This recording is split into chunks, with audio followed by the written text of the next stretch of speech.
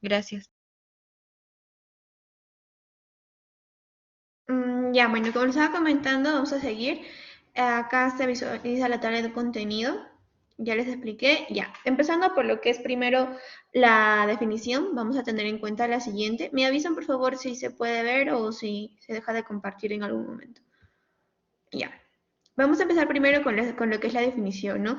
Hay que tener en cuenta que para esto el síndrome de mala absorción, también es conocida como la absorción deficiente, nos va a hacer la referencia de que es un conjunto de varios trastornos en los cuales los nutrientes de los alimentos que vamos a ingerir no se van a absorber de una manera adecuada en el intestino delgado. Esto puede darse por tres diferentes mecanismos o fases. Primero, una mala digestión intraluminal. También puede verse un defecto en la absorción a nivel de las células intestinales y también puede darse de las dificultades en el transporte de la circulación. Esto principalmente es lo que vamos a observar en la siguiente diapositiva, qué es lo que nos van a afectar, ¿no? Como bien sabemos, lo que va a afectar principalmente van a ser los macronutrientes y los micronutrientes. Como dentro de los macronutrientes vamos a tener lo que es los hidratos de carbono, las proteínas, las grasas y los lípidos, ¿no? Dentro de los micronutrientes vamos a encontrar lo que vienen siendo las vitaminas y los minerales. ¿Cómo es que la mala absorción va a involucrar a estos? Que va a afectar que estos no puedan absorberse de una manera adecuada. ¿Qué es lo que nos va a provocar en nosotros o en el paciente? Va a provocar una excreción fecal excesiva, va a provocar deficiencias nutricionales y síntomas digestivos. Y bueno, acá también hay que tener en cuenta que la mala absorción puede ser de tipo global y parcial. En cuanto viene siendo la absorción de tipo global, puede ser una alteración de la absorción de casi todos los nutrientes o parcial que va a ser aislada con algunos nutrientes específicos que se pueden dar. Hay que también tener en cuenta la epidemiología. En cuanto al síndrome de mala absorción, es más común en lo que viene siendo en Europa y en Estados Unidos, que se conoce principalmente como la enfermedad celíaca, es la causa más común de la mala absorción. No es tan frecuente en lo que viene siendo en los países de Asia y el Caribe, y mientras tanto en el país como México, tiene una cero prevalencia que va a marcar el 0.85% de los casos.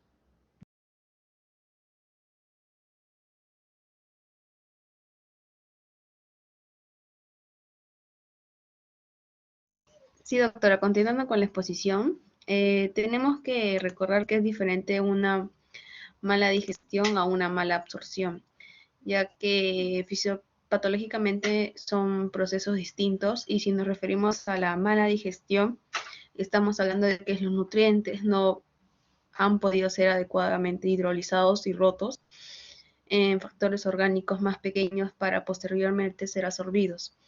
Y si nos referimos a la mala absorción, es que estos nutrientes sí han podido ser degradados, pero llegan a un punto dentro del tracto gastrointestinal que la mucosa no puede absorberlos y se van a perder, pues, se van a perder, no se pueden absorber ni a la sangre ni a la circulación linfática. Ahora, como estos términos de mala digestión y mala absorción general se refieren a lo mismo, o sea, un proceso gastrointestinal donde hay una defectuosa absorción y digestión de nutrientes, se conoce a ambos términos, ¿no? Como mala absorción o no se refiere a mala absorción a hablar ya sea de mala digestión o mala absorción como tal. Se ha determinado así que el síndrome de mala absorción va a incluir tanto lo que son síndromes de mala digestión como síndrome de mala absorción. Y a su vez esta mala absorción como, puede ser global, es decir, que no atrae el cuerpo ni un solo nutriente, puede ser selectiva, es decir, solamente solo a nutrientes específicos que no se pueden absorber, congénita que el paciente nace con este defecto y adquirida que es secundaria, no hay una enfermedad. Entonces, tenemos diversas enfermedades que pueden causar, ¿no? Enfermedades intestinales como la enfermedad de Crohn, la enfermedad celíaca, un sobrecrecimiento bacteriano, síndrome de inmunodeficiencia adquirida. síndrome de intestino corto, tuberculosis intestinal, algunas parasitosis que no me genere que absorban adecuadamente los nutrientes. Hay enfermedades pancreáticas y fibrosis quísticas, enfermedades gástricas como gastritis atróficas o una cirugía gástrica donde se reseca alguna parte del estómago o se reseca una parte del intestino que me haga que la superficie de absorción sea corte. Enfermedades hepáticas y biliares, cirrosis hepática, cirrosis biliar primaria y enfermedades sistémicas como las enfermedades endocrinas, las diabetes mellitus, hipertiroidismo, hipotiroidismo y las enfermedades cardíacas con una insuficiencia cardíaca congestiva.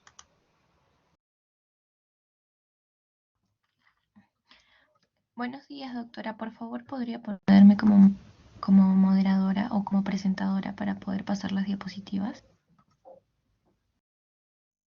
¿Quién me habla? Ángela ¿Quién habla? Martínez. A ver.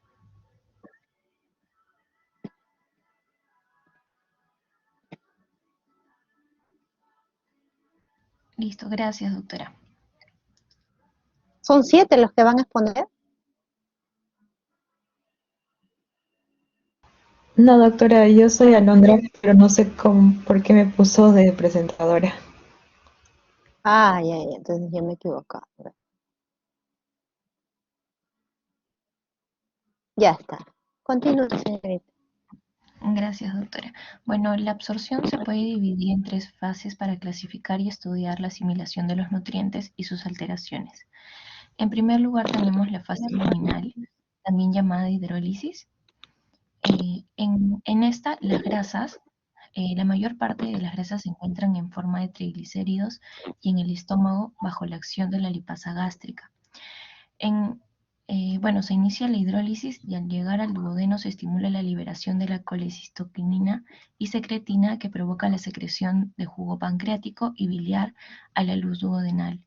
La absorción de grasas es sensible a muchas alteraciones y se afecta en la mayoría de los trastornos de mala absorción, como por ejemplo en las enfermedades hepáticas, en la pancreatitis crónica y en la fibrosis quística. En cuanto a las proteínas, estas inician su digestión por la acción del ácido y de la pepsina gástrica y posteriormente por las enzimas pancreáticas tripsina, quimotripsina y carboxipeptidasas. Las proteínas se descomponen en oligopéptidos, dipéptidos y aminoácidos. Luego en el borde del cepillo se completa la hidrólisis y finalmente por la enterocinasa intestinal que activa el tripsinógeno y el resto de las enzimas proteolíticas pancreáticas para culminar el proceso. La mala absorción de proteínas es frecuente en la insuficiencia exocrina pancreática grave. En cuanto a los carbohidratos, la hidrólisis de los glúcidos empieza en la boca mediante la acción de la amilasa salival. Después ejerce su acción la amilasa pancreática, dando lugar a oligosacáridos y disacáridos en forma de maltosa e isomaltosa. La hidrólisis de estos se completará en el borde en cepillo mediante la acción de disacaridasas. En segundo lugar, tenemos la fase mucosa. En esta, las grasas, después de la digestión luminal, los ácidos grasos monoglicéricos resultantes se disuelven en la porción lipídica de las micelas y son transportados hasta la superficie de las células intestinales atravesando la membrana plasmática mediante la difusión pasiva. En cuanto a las proteínas, los productos resultantes de la digestión proteínica luminal sufren la acción de oligopeptidasas y de dipeptidasas situadas en el borde de cepillo formando oligopéptidos, dipéptidos y aminoácidos, y estos son posteriormente absorbidos. La absorción de los aminoácidos se realiza por transporte activo y ello requiere sodio y energía, y ATP. En cuanto a los carbohidratos, los productos de degradación de los hidratos de carbono no atraviesan la barrera mucosa digestiva, por lo que deben ser hidrolizados hasta monosacáridos por las disacaridasas del borde de cepillo para que puedan penetrar en la célula. Y por último, la fase de traslado o liberación. En esta fase, los principios inmediatos absorbidos y procesados alcanzan la circulación sistémica bien por vía linfática o bien por vía portal. Y bueno, ya tenemos un resumen de las fases de absorción, ¿no? En la fase luminal es aquella en que las secreciones gástricas, biliares y pancreáticas hidrolizan las grasas, las proteínas y los hidratos de carbono. Y un déficit de tales secreciones produce una mala absorción y diarrea, hipovitaminosis también. En la fase mucosa se completa la hidrólisis de los principios inmediatos y estos se captan por el enterocinto y se preparan para su transporte posterior. La lesión de la mucosa intestinal condiciona los trastornos de esta fase. Y por último, la fase posabsortiva es en la que supone la incorporación de los nutrientes a la circulación sanguínea o linfática, y la insuficiencia vascular o la obstrucción linfática impiden el transporte desde la célula intestinal a los órganos donde se llevan a cabo el almacenamiento y el metabolismo de los mismos.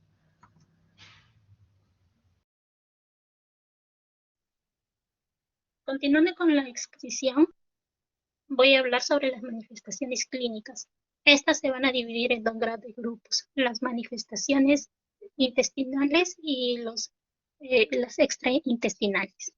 En el primer grupo vamos a hablar de los síntomas intestinales. El síndrome de malabsorción tiene síntomas gastrointestinales que varían desde un ligero aumento de la frecuencia, volumen o color de las heces hasta la esteatorrea, que es la eliminación de materia fecal abundante de olor fétido, amarillo grisáceo o claro, blanda y grasosa. Esto nos va a indicar una mala absorción de grasa. También puede haber una diarrea hídrica, que se acompaña de distensión abdominal, bruxismos y flatulencia. Esto nos va a indicar la fermentación colónica de los hidratos de carbono mal absorbidos. En cuanto a la pérdida de peso, es un parámetro que también debemos evaluar, porque cuando ocurre un tiempo prolongado hay que pensar sobre todo en la mala absorción y relacionarlo con la conservación o no del apetito. La presencia de los signos gastrointestinales como una masa ocupante de espacio en el abdomen nos hace pensar en la enfermedad de Crohn, linfoma y tuberculosis.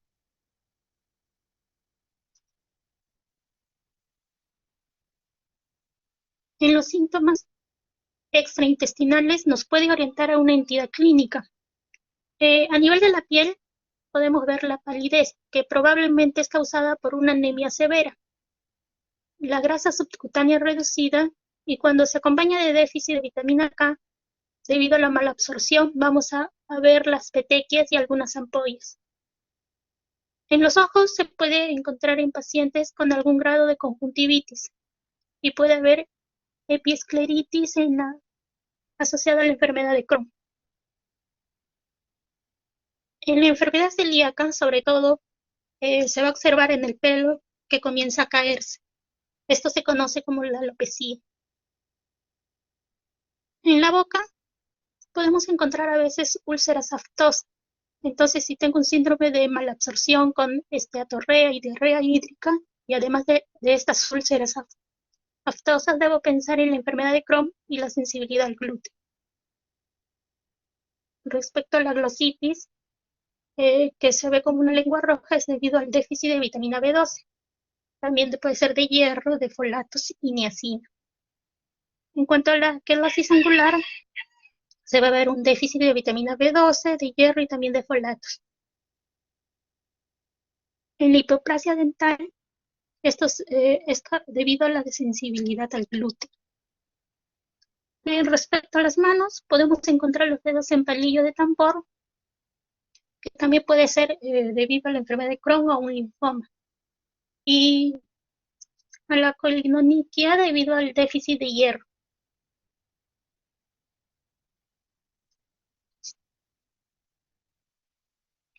Respecto al aparato musculoesquelético, vamos a encontrar monoartropatías o poliartropatías. También debemos pensar en una enfermedad de Crohn o en la enfermedad de Whipper. Si hay dorsalgia por osteoporosis, entonces estaría relacionado a la enfermedad de Crohn, la desnutrición y a la enfermedad celíaca. La debilidad muscular es originada por niveles bajos de potasio, magnesio, vitamina D, debido a un linfoma o el sobrecrecimiento bacteriano. A nivel del sistema nervioso, tenemos el desarrollo de alguna neuropatía periférica, que es causado por el déficit de vitamina B12, ya sea por anemia o por sobrecrecimiento bacteriano. Y si es a nivel central, vamos a encontrar convulsiones o parálisis de pares craneales. Entonces lo relacionamos a la enfermedad de Whipple o un linfoma difuso.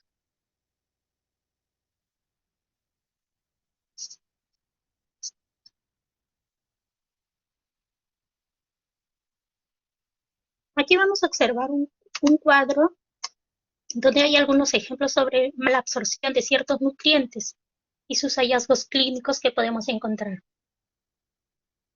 En la mala absorción de calorías es notorio la pérdida de peso con apetito conservado. En la mala absorción de grasas se puede encontrar las heces blanquecinas y voluminosas, diarrea sin flatulencia o esteatorrea. En la mala absorción de proteínas se va a presentar edema, atrofia muscular, amenorrea. En la mala absorción de carbohidratos podemos encontrar diarrea acuosa, flatulencia, heces ácidas. Y en la mala absorción de vitamina B12 encontraremos anemia, degeneración medular subaguda. En la mala absorción de ácido fólico está en relación con la anemia. En la mala absorción de vitamina B, en forma general, encontraremos queilosis, glositis indolora, dermatitis, estomatitis angular. En la mala absorción de hierro, vamos a encontrar anemia microcítica, glositis. Y en la mala absorción de calcio, vitamina D, está en relación a la parestesias, osteomalacia, tetania. En la mala absorción de vitamina A, encontraremos hiperkeratosis folicular, ceguera. En mala absorción de vitamina K, encontraremos los hematomas o sangrados.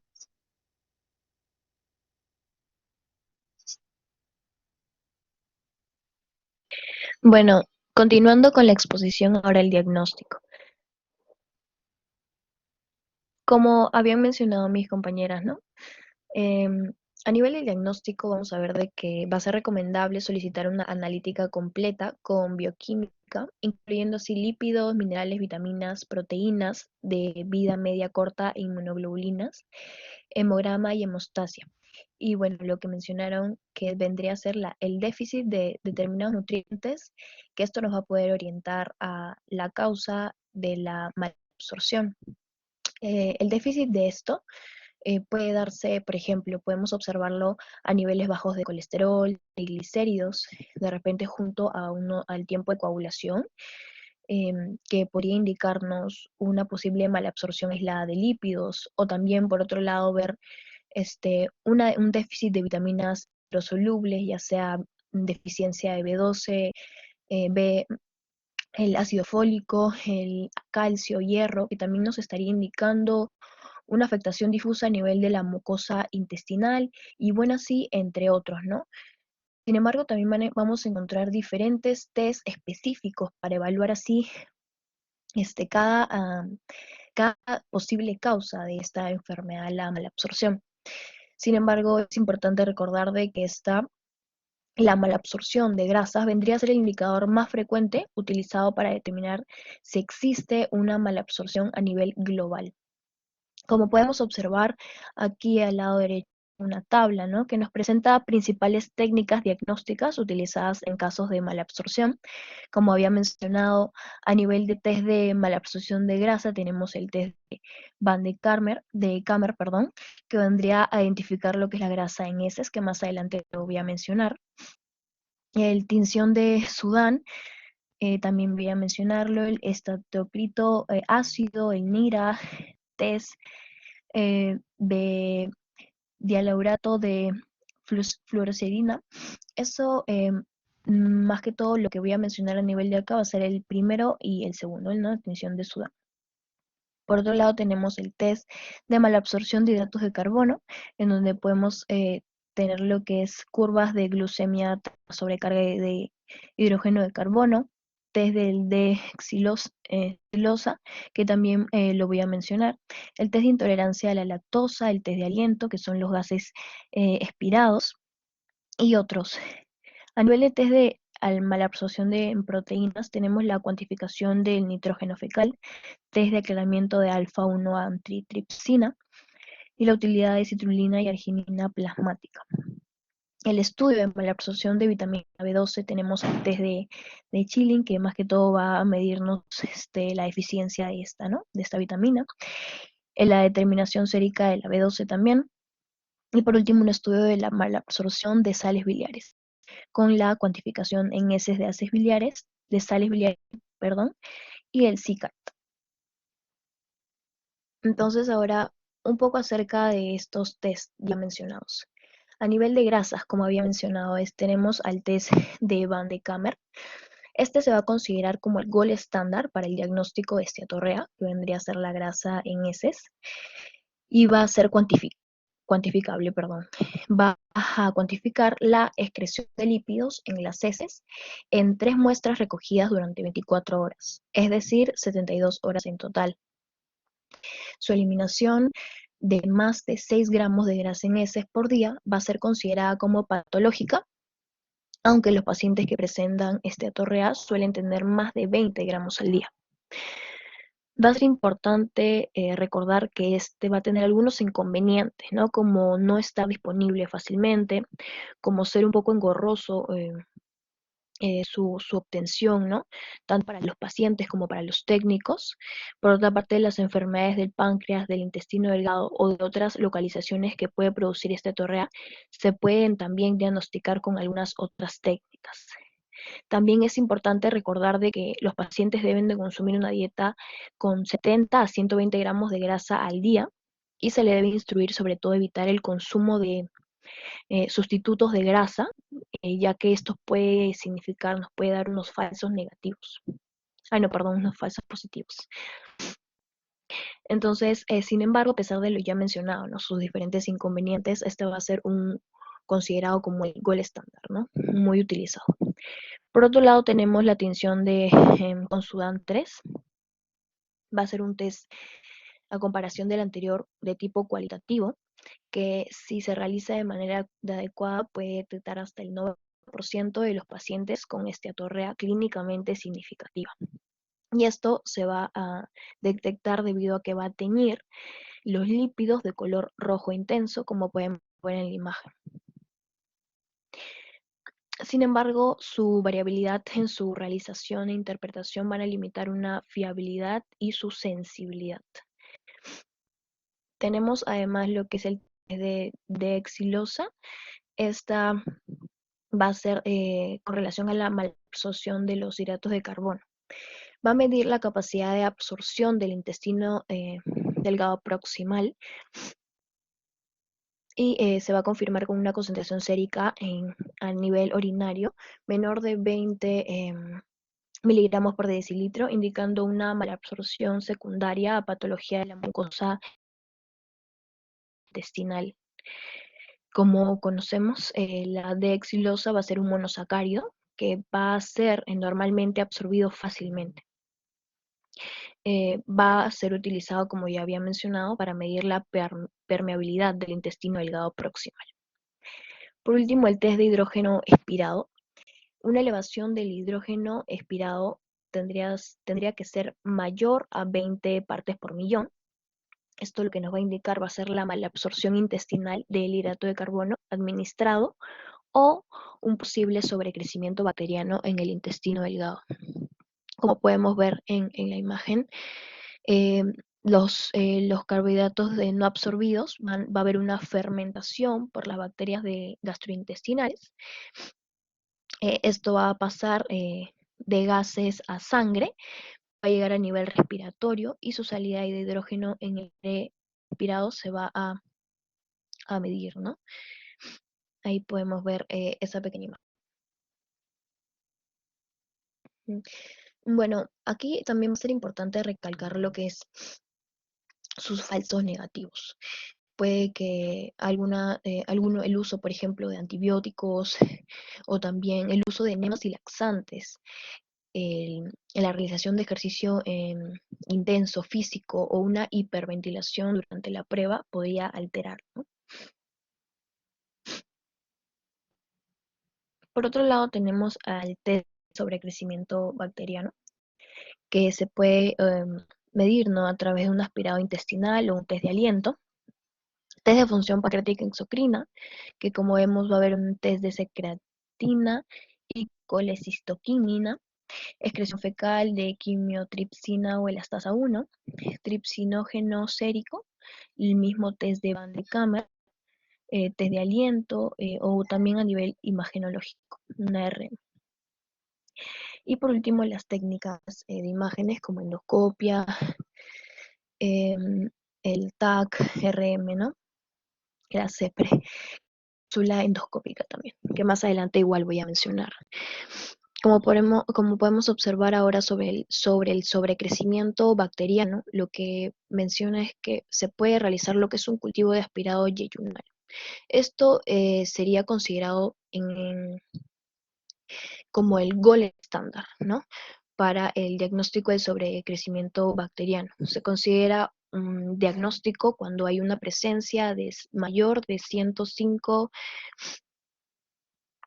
UFC de cualquier microorganismo, o mayor de 103 UFC de bacterias que proceden del colon.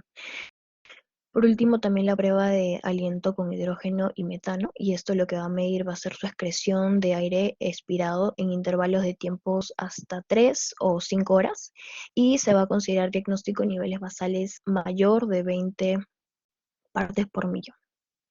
Aquí al lado derecho superior vemos una imagen. Va a ser lo que es la extracción por vía endoscópica principalmente para poder realizar lo que es el cultivo, ¿no? Y por otro lado también se puede utilizar lo que son imágenes, en donde en esta imagen vamos a poder observar de que el tránsito gastrointestinal va a mostrar una dilatación de la segunda y la tercera porción del duodeno y del yeyuno, y van a haber signos de malabsorción.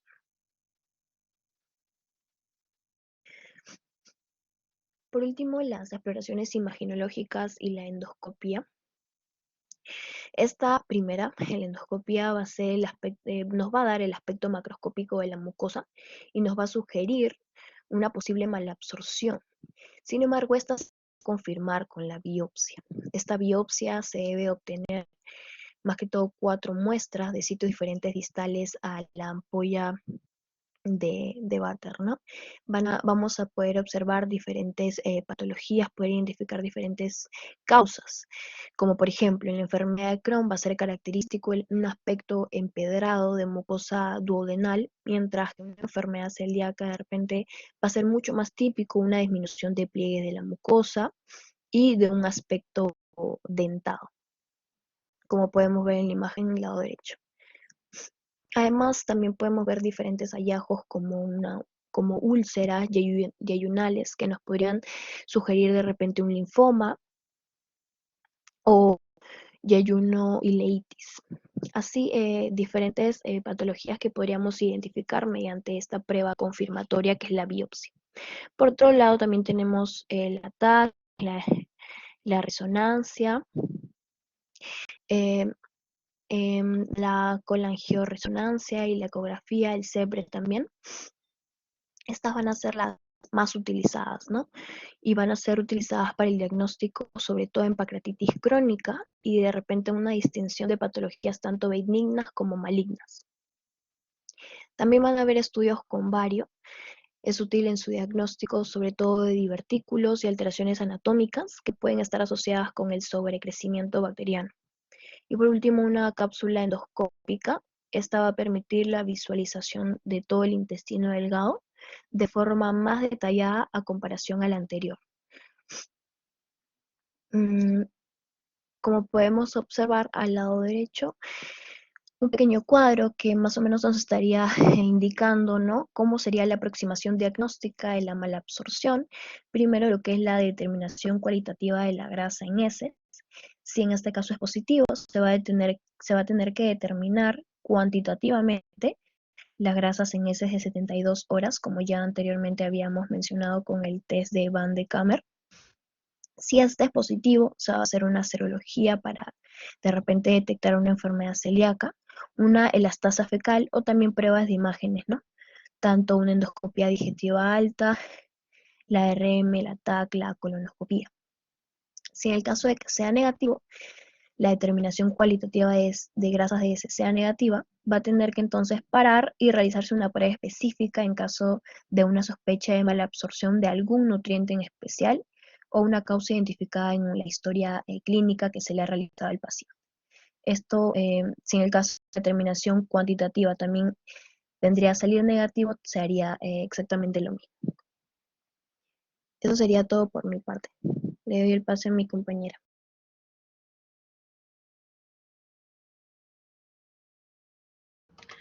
Sí, bueno, continuando con la exposición, yo les voy a hablar sobre el tratamiento. Más que nada, el abordaje terapéutico de los pacientes con malabsorción va a requerir de un manejo integral, prioritariamente médico y nutricional y de la patología que provoca el síndrome. Entonces, respecto al tratamiento nutricional, vamos a tener se tiene que hacer una corrección de la causa subyacente para minimizar los síntomas derivados de la malabsorción y así reducir al máximo la afectación intestinal. También se va a tener que reponer los nutrientes que faltan, ya que se podría suponer la toma de enzimas pancreáticos por vía oral de suplementos de minerales y vitaminas. También se tendría que ingerir alimentos ricos en nutrientes, pero en algunas personas puede recomendarse una dieta baja en grasas y ricas en proteínas, así como en otros casos las modificaciones dietéticas van a ser significativas, como por ejemplo que van a suprimir el gluten de la dieta. Ahora, respecto al tratamiento etiológico, esto va a ser específico para cada enfermedad y en muchas ocasiones resulta indispensable el apoyo nutricional, ¿no? Se debe suspender los alimentos fuentes de lactosa y sacarosa cuando hay intolerancia a estos carbohidratos. También cuando el paciente tiene, por ejemplo, fibrosis quística, el tratamiento va a requerir de múltiples medicamentos, pero primordialmente suplementación con enzimas pancreáticas, y la alimentación va a ser el pilar básico para su evolución favorable.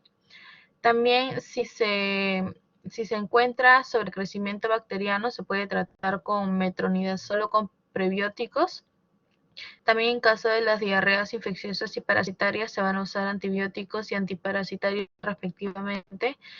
Y en caso de las diarreas secretoras por desconjugación de sales biliares, van a requerir de un manejo médico con resinas de intercambio aniónico como la colestiramina. Y por último, también la enfermedad celíaca, ¿no? Que va a requerir la exclusión total de gluten en la dieta. Y eso es todo, doctora. Gracias.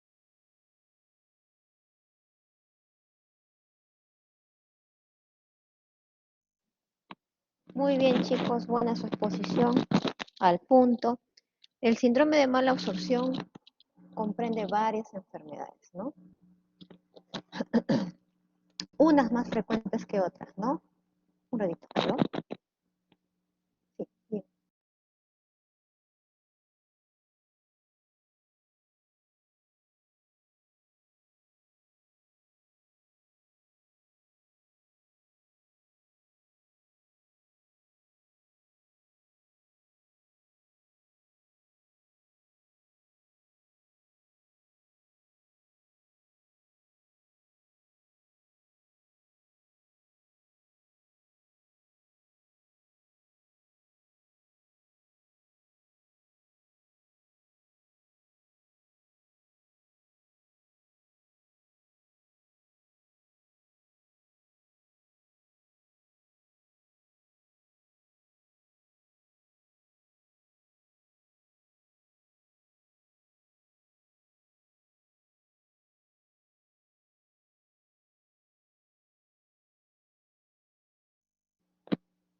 Perdón. Vamos a la realidad. Dentro de las enfermedades más comunes que nosotros vemos como causa de mala absorción son las parasitosis. Y dentro de la parasitosis, la más común es la yardiasis. La yardiasis suele afectar o anidarse, por decirlo de alguna manera, en lo que es segunda porción de duodeno y parte del ilion distal. ¿Y dónde lo vemos? En la mayoría de los pacientes que llega por diarrea crónica, también lo vemos en niños, hacemos los estudios a través de lo que son exámenes de heces que en algunas ocasiones pueden no verse. Entonces realizamos lo que es una endoscopía y a través de biopsia de la segunda porción duodenal sale la llave, ¿no? Y cada vez se está viendo, antes solamente se veía muy asociado a lo que era la presencia de los animales, como los perros, en niños que estaban en zonas periféricas de Lima o en aquellos niños que realizaban actividades de ganadería, pastoreo. Ahora se ha visto que con el tiempo un discreto incremento de la yardiasis tanto en niños como adultos, porque ahora tenemos más, convivimos con más mascotas, ¿no? Pero es importante, una de las principales causas de malabsorción, de diarrea crónica, de desnutrición en consultorio es yardiasis. Lo otro que también solemos ver mucho en consultorio es el sobrecrecimiento bacteriano. El sobrecrecimiento bacteriano, generalmente los pacientes suelen tener síntomas de mal digestión, balonamiento, en algunos casos diarrea, y muchas veces relacionado con distintas causas, ¿no? Algunos pacientes que han sido gastrectomizados, algunos pacientes que han recibido radiación, algunos pacientes que están tomando IVP. Entonces lo que hace es producir un desequilibrio en la flora intestinal, predomina más la flora metanógena y por lo tanto empieza a producirse lo que es malabsorción. El tratamiento va a ser básicamente, pues dependiendo de lo que nosotros encontremos. Si es un paciente que toma crónicamente y no hay ninguna otra causa de malabsorción más que los IVP, suspenderemos los inhibidores de protones, ¿no? Que muchos de los pacientes que son ancianos de la tercera edad suelen tomar de manera crónica por la gastritis que pueden tener o por la enfermedad de reflujo que puede estar asociada, ¿no? Aquellos pacientes que son consumidores también de muchos gastrocinéticos que aumenta el peristaltismo. Y en algunos casos, a pesar de tirar estos medicamentos, solemos utilizar lo que son antibióticos. Entonces, dentro de los antibióticos que se absorben bien a nivel luminal está la rifaximirina, ¿no? Damos periodos cortos de 7 a 10 días y los pacientes suelen mejorar los síntomas, suelen mejorar rápidamente su estado nutricional. Esos son los casos que nosotros vemos más en lo que corresponde a lo que es malabsorción. En lo que es la enfermedad celíaca, que también lo han mencionado pocas veces, y eso comprenderán que eso está más endémico en zonas europeas, lo vemos poco, lo hemos visto acá en consultorios en algunas ocasiones, y estos suelen mejorar, pues son pacientes que vienen desnutridos, albúmina baja, baja de peso, ¿no? Que mejoran con simplemente restringirles el gluten. Recuerden que dentro de lo que nosotros estamos viendo de mala absorción acá en Perú, y recuerden que ustedes tienen que enfocarse básicamente en la epidemiología del país en el cual vayan a radicar, ¿no? No es lo mismo el mala absorción acá en Perú que el mala absorción en España, en Europa. La epidemiología es muy importante para que ustedes puedan llegar al diagnóstico en los pacientes, ¿no? Acá será síndrome de sobrecrecimiento bacteriano, será parasitosis, entre ellos yardiasis, en Europa será enfermedad celíaca, enfermedad de Whipple. Eso va a ir cambiando de acuerdo a la localidad donde ustedes van a trabajar. Y recuerden que también, como siempre les digo a mis alumnos, ustedes van a trabajar con lo que les brinda el hospital, la logística del hospital. Por ejemplo, en sobrecrecimiento bacteriano, en algunas ocasiones podemos tener el test de aliento de hidrógeno, otras veces no lo tenemos y lo que hacemos es dar prueba terapéutica, ¿no? Recuerden, ustedes trabajan con lo que les brinda la entidad donde trabajan. ¿Tienen alguna pregunta, señores, por favor?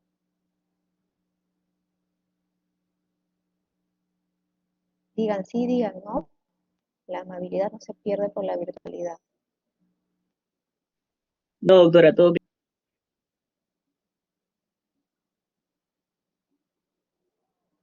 Todo claro, ¿no, señores? Recuerden, ¿no? Lo más común acá son parasitoides, sobrecrecimiento bacteriano.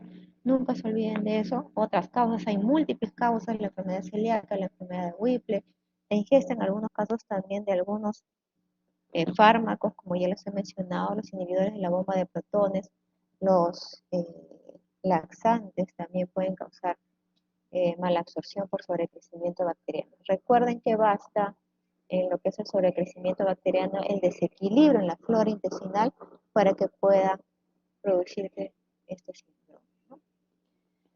Recuerden también que en el lado de nosotros las parasitosis son una de las grandes causas de lo que es malabsorción. La higiene nunca se olvide, dado que acá tenemos parasitosis, la higiene es fundamental. Si no hay más preguntas, señores, los espero. Me parece que me toca el día jueves con ustedes también. Entonces los espero el día jueves. Si no hay más preguntas, buen día, señores. A mi grupo los veo en la tarde. Gracias. Gracias, doctora. Disculpe, doctora, no se olvide de parar la grabación, por favor. Ah, ya. Ahorita la paro.